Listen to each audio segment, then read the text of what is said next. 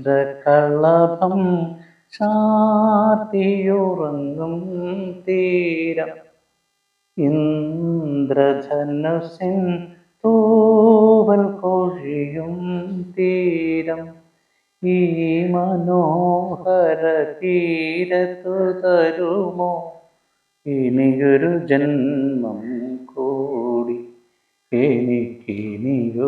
ഒരു മലയാളികൾ പോലും ഇല്ലെന്നുള്ളതാണ് എൻ്റെ അറിവ്. കാര്യം ഇത് എവിടെ ചെന്നാലും എല്ലാവരുടെയും മനസ്സിലൊരു നൊമ്പരമായി, ഒരു വിങ്ങലായി നിൽക്കുന്നൊരു ഗാനമാണ്. കാര്യം ഈ ഭൂമിയെ അത്രത്തോളം സ്നേഹിച്ചിരുന്ന വയലാർ, അദ്ദേഹത്തിൻ്റെ ആ സ്നേഹമൊത്തം അദ്ദേഹത്തിൻ്റെ സ്വന്തം വികാരം, പക്ഷെ മലയാളികളുടെ മൊത്തം വികാരമായിട്ട് അദ്ദേഹം ഏറ്റെടുത്ത് ഈ പാട്ടിലൂടെ പ്രതിഫലിപ്പിക്കുകയായിരുന്നു. അങ്ങനെ ഈ ഭൂമിയുടെ അനന്തമായ മനോഹാരിതയും സവിശേഷതകളും വർണ്ണിച്ചുകൊണ്ട് വേറൊരു ലോകത്തും ഈ ഒരു സൗന്ദര്യമില്ല എന്ന് പ്രകീർത്തിക്കുന്നമായൊരു ഗാനമാണ്. ഇത് 73 പുറത്തിറങ്ങിയ കൊട്ടാരം വിൽക്കാനുണ്ട് എന്ന സിനിമയിലേതാണിത്. സുവർണ മൂവീസ് എന്നൊരു ബാനറിൽ ഭാസ്കരൻ മാസ്റ്ററുടെ സംവിധാന സഹായിയായി പ്രവർത്തിച്ചിരുന്ന കെ സുകുമാരൻ എന്ന ഡയറക്ടർ ഇതൊരു ചിത്രമാണ്. അദ്ദേഹത്തിൻ്റെ ഏഷ്യാനെറ്റ് ഭാസ്കരൻ മാസ്റ്റർ തുടങ്ങിയപ്പം അദ്ദേഹത്തിന് ഒരു സീരിയൽ ചെയ്യാൻ ഭാസ്കരൻ മാസ്റ്റർ അനുവാദം കൊടുത്തിരുന്നു. ആ സീരിയലിൽ അദ്ദേഹത്തിൻ്റെ അസിസ്റ്റന്റ് ഡയറക്ടർ പ്രവർത്തിക്കാനുള്ള ഒരു ഭാഗ്യം എനിക്ക് കിട്ടി. അപ്പോൾ അദ്ദേഹത്തിൽ നിന്നാണ് എനിക്ക് കഥ കിട്ടിയത്. ഇന്ന് അദ്ദേഹം ജീവിച്ചിരിക്കില്ല. ഗാന്ധി സുകുമാരനും അദ്ദേഹം വിളിച്ചിരുന്നു. വെള്ള ഉടുപ്പും വെള്ള ഷർട്ടും ഇടുന്നതാണ്. അദ്ദേഹം നിർമ്മിക്കുകയും ചെയ്ത് സംവിധാനം ചെയ്യുകയും ചെയ്തിരുന്നു. സമുദ്രം, സ്നേഹിക്കാൻ്റെ പെണ്ണ്, അനന്തശയനം, അങ്ങനെ വ്യത്യസ്തങ്ങളെ സിനിമകളെടുത്ത് മലയാള സിനിമാ വേദിക്ക് ഒരു വ്യത്യസ്തമായ കാഴ്ചപ്പാടുള്ള സംവിധാനമാണ് അദ്ദേഹത്തിൻ്റെ ചിത്രമായിരുന്നു കൊട്ടാരം വിൽക്കാനുണ്ട്. ഇത് കാലത്തിന് മുമ്പേ പിറന്ന ചിത്രമെന്നാണ് നമുക്ക് വിളിക്കാം. കാര്യം രാജാവ് അഴിമതിയിലും ആഡംബരത്തിലും കുളിഞ്ഞ് ജനശ്രദ്ധ മറക്കുകയും അതിനെതിരെ ശബ്ദിക്കുന്നവരെ കൊന്നൊടുക്കുക നിശബ്ദരാക്കുകയും ചെയ്യുന്ന ഒരു ചക്രവർത്തിയായിരുന്നു. അടൂർ ബാസിയാണ് ഈ ചക്രവർത്തിയായിട്ട് അഭിനയിച്ചത്. അവിടുത്തെ ആസ്ഥാന കവിയാണ് പ്രേംനസീർ അവതരിപ്പിക്കുന്ന കഥാപാത്രം. അദ്ദേഹത്തിൻ്റെ കാമുകാണ് ജയഭാരതി. അപ്പം ഈ കൊട്ടാരത്തിലെ കൊള്ളതായ്മകളൊക്കെ പറ്റി പാടുക ഇദ്ദേഹത്തെ വധിക്കുകയാണ് ചെയ്യുന്നത്.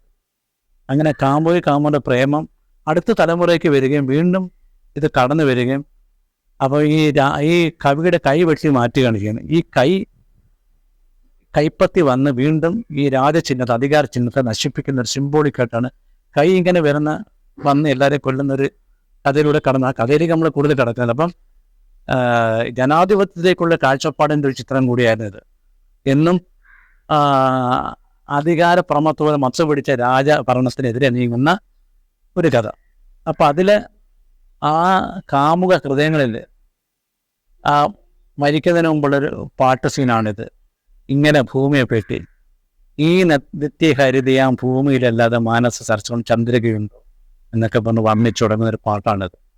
അപ്പോൾ ഈ ഭൂമിയിലെ പോലെ ഭൂമിയിലെ ചന്ദ്രികയും സന്ധ്യകളും രാത്രികളും ഗന്ധർവ ഗീതവും എല്ലാം ഭൂമിയിൽ മാത്രമാണ്. നമുക്കൊരിക്കലും ഭൂമിയിൽ നിന്ന് പോയാൽ ഇത് കണക്ക് ആസ്വദിക്കാൻ പറ്റത്തില്ല. അപ്പം ഇവിടെ പ്രേമിച്ചു മരിച്ചവരുണ്ടോ എന്ന് ചോദിക്കുകയാണ്. ഇവിടെ മതിതീരം വരെ ജീവിച്ചവരുണ്ടോ എന്നും ചോദിക്കുകയാണ്. ശരിയാണ്, ഈ ഭൂമിയിലെ കാഴ്ചകളും നമ്മുടെ പ്രകൃതിയും എല്ലാം കണ്ട് ആസ്വദിച്ച് നമുക്കൊരിക്കലും ഈ ഭൂമിയിൽ നമുക്ക് പോകാൻ ഇഷ്ടമില്ല. വയലാറും അങ്ങനെ ആയിരിക്കും പോയിട്ടുള്ളത്. അദ്ദേഹം മരിച്ചവരെല്ലാം തന്നെ ഒരിക്കലും ഭൂമിയിൽ ജീവിച്ച് കൊതി തീരാതെ പോയവരുടെ പ്രതീകമായിട്ടാണ് ഇന്ന് ഈ പാട്ട് നിൽക്കുന്നത്. ഈ സിനിമയിൽ ദാസാറും മാധുരിമയും പാട്ടുണ്ട്. പ്രത്യേകം വേർഷനായിട്ടുള്ള പാട്ടും. അത് ഓരോ പാട്ടിലും ദേവരായ മാസം ഒരു പ്രത്യേക രീതിയിലാണ് രണ്ടും ചിട്ടപ്പെടുത്തിയിരിക്കുന്നത്. ഒന്ന് മാധുരിയമ്മയുടെ പാട്ട് ഇച്ചിരി ദുഃഖം കലർത്തിയുള്ളൊരു രീതിയാണ് ചിത്രീകരിച്ചിരിക്കുന്നത്. അത് മെയിൻ വേർഷൻ ഒരിച്ചിരി സന്തോഷത്തിലാണ് ചിത്രീകരിച്ചിരിക്കുന്നത്.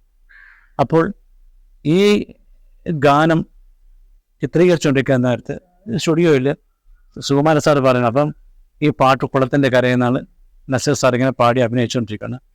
ഈ പാട്ടിന് ആഗ്രഹം ഒഴുകുന്നു. പാട്ടുപാടിയൊക്കെ അഭിനയിച്ചു. പാട്ട് പാടി കഴിഞ്ഞ് അടുത്ത ദിവസം അദ്ദേഹം ദേവരായ മാസ്റ്റർ വിളിക്കുകയാണ്.